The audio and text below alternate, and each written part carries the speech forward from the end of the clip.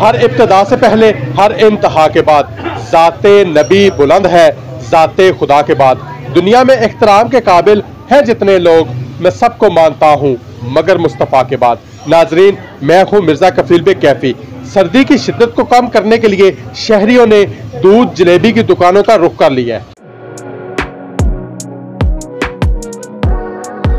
सर्द मौसम की ढलती शामों में गर्मा गर्म दूध जलेबी मिल जाए तो गर्मी का एहसास होता है।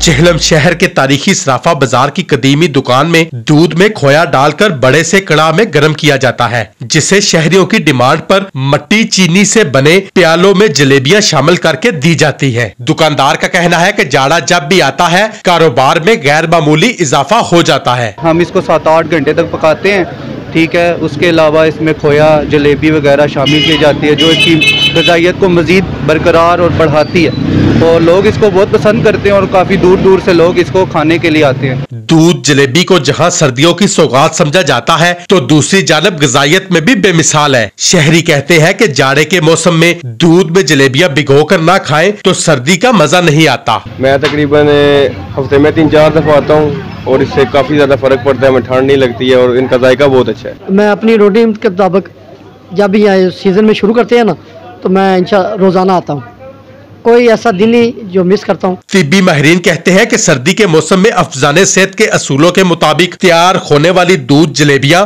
जिस्म में हरारत पैदा करती हैं।